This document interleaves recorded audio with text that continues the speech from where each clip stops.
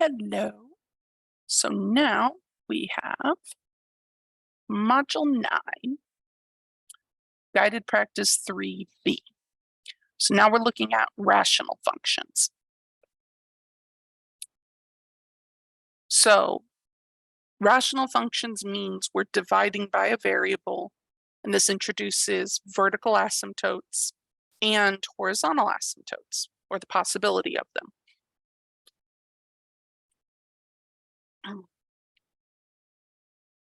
So what we need to do is we still need to find our intercepts, find the behavior at the intercepts. Now we're also going to find asymptotes and the behavior around the vertical asymptotes. Now the behavior parts are actually almost identical. It's just where you're looking. But let's start with our intercepts. You know, that's kind of the normal boring stuff. All right. So y-intercept first. And again, we use x equals 0.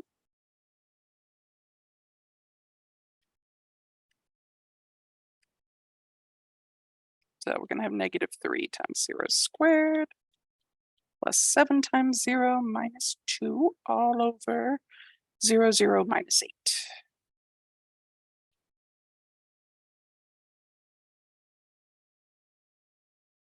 So this is 2/8, which is equal to 1/4. So our y-intercept is just barely above the origin.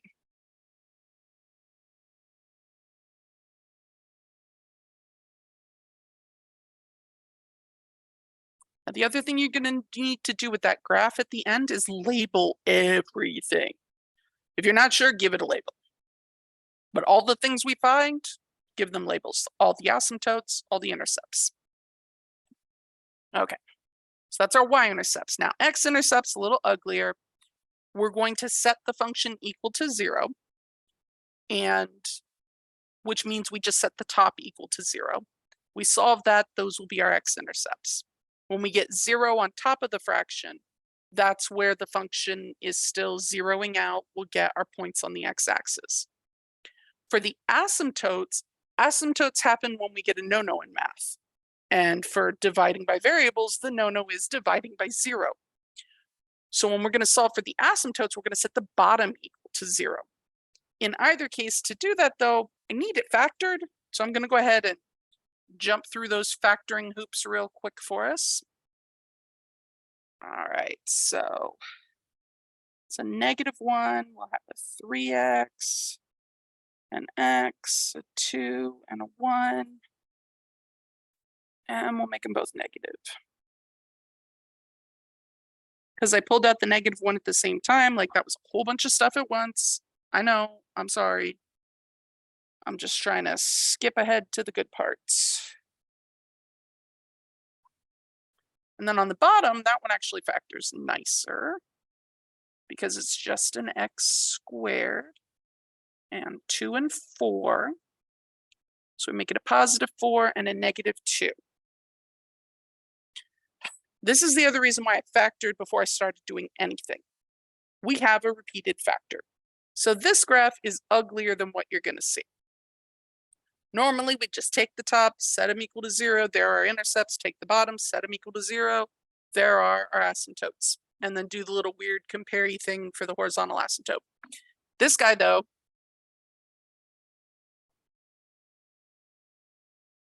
we have a factor on the top and bottom that for graphing purposes cancels out, except it's going to create a hole in the graph. We will not have an x-intercept at that point. We will not have an asymptote at that point. We will just have a little hole in the graph. So when this canceling happens, the graph is going to be the same as what we see without those guys, except at x equals 2, whatever that number would have been, we put a hole. So it's going to look very silly. All right, so now our x-intercepts are going to be a little different, but let's notate hole at x equals 2. All right, so our x-intercepts now, let me kind of write what this now equals. We do still have that -1. We have the 3x minus 1 and the x plus 4.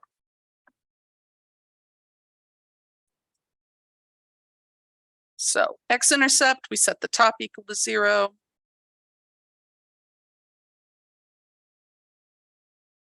(3x minus 1 equals 0). So x is 1/3. So 1/3 comma 0 is one of our x-intercepts, or the only x-intercept. All right. Now vertical asymptote.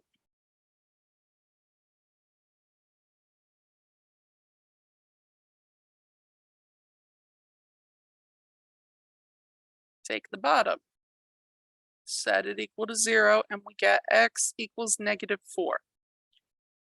Now this does not get turned into a point. An asymptote is a line that the graph will get really close to, but it's never going to touch it. It's not going to cross it for vertical asymptotes.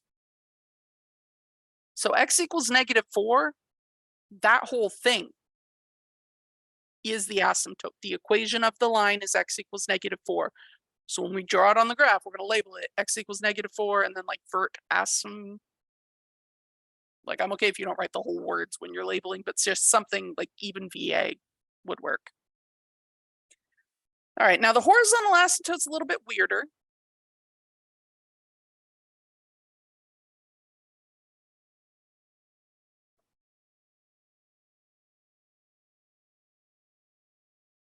So what we have to do is compare the degree on the top and the bottom. So let me do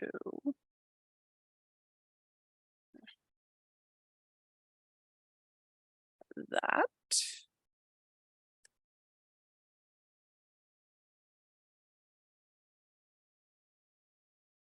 And that, cool. Yay, technology. So I'm going to go ahead and multiply this out. So we have a -3x plus 1 over x plus 4. So for the horizontal asymptote, what we want to look at is the highest degree term on top and the highest degree term on the bottom and compare the degrees. So the degree of the top, it's x to the first, the invisible 1, and it's the same on the bottom. This is the most interesting of our horizontal asymptote situation. So hint, hint, nudge, nudge, wink, wink. So when the degrees are equal, we get a very weird looking thing. So let me type. When the top and bottom degrees are equal, we get interesting horizontal asymptote.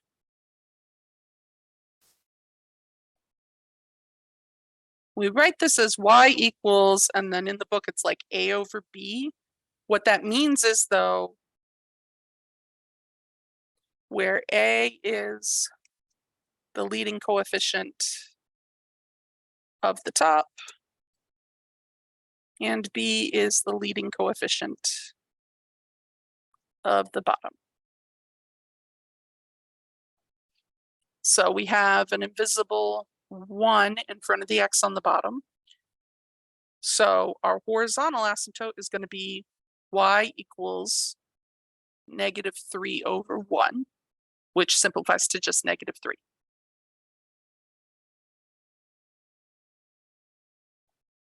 Okay. We need to go back and do the behavior. I forgot about that because when I was in school, we didn't talk about it.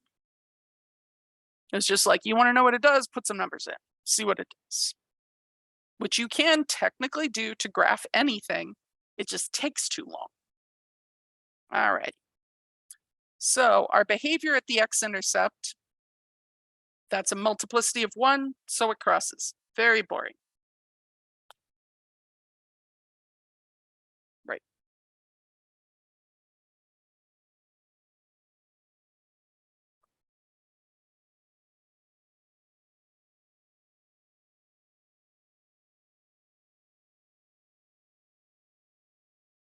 All right. The vertical asymptote also multiplicity of 1.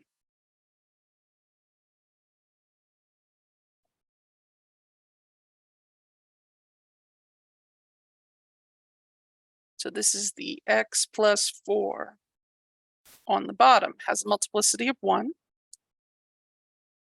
So the graph will approach opposite directions on each side.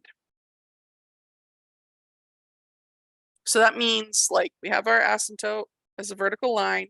They're gonna like graphs coming along, they'll go like that, or they'll go like that. But one side goes up, the other side goes down. Now horizontal asymptotes, the graph can approach those from the top or the bottom. It's just as we get really far out on the graph, that's where the graph is gonna like hug. So that's really what happens with asymptotes and graphs is you get a whole lot of hugging, lots of love. Now, because this is, so because these numbers are actually quite small, well, not too small though, we got the x equals -4. But our y-intercept was at 0, 1/4, and our x-intercept is at 1/3, 0. So those two are like real close together. All right, so let me just drop that in, 1/3, 0. So labeling these two guys will look ugly. But as long as they're labeled and I can see the point is roughly where it's supposed to be, that's fine. So like 1/4, 0 probably should is closer to the x-axis, but like if I put it down there, it's gonna look like it's the origin. So I'm gonna put it a little higher just so it's easier to see. All right, we also need our vertical asymptote. And that was x equals -4. So let's count over here, 1, 2, 3, 4. And what we do for asymptotes, which is really hard for me, is we do a dashed line. I can't do a straight dashed line, and finding the ruler in here is a pain. I know it's in there, I just never know where. And then our horizontal asymptote was y equals -3. So down here, 1, 2, 3. All right, so horizontal asymptote, y equals -3. Vertical asymptote, x equals -4. All right. So we got these 2 points here. That tells us that, like, you see how the asymptotes split it into quadrants? Wherever I have the points, I'm going to see the graph there. So the graph is going to curve. Let me see if I can, yeah.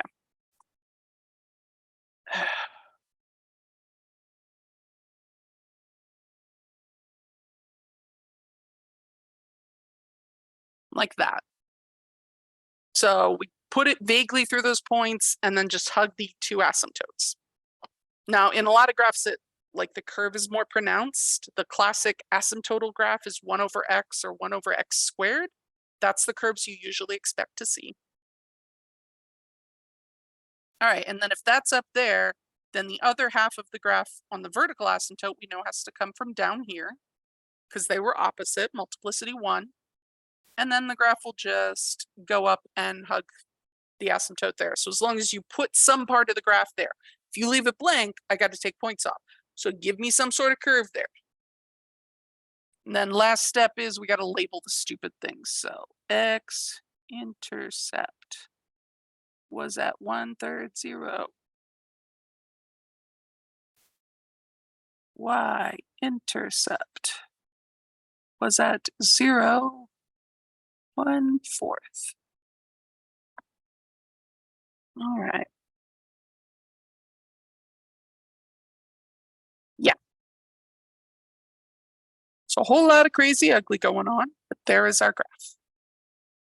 I'll go ahead and cut this so it's not so long.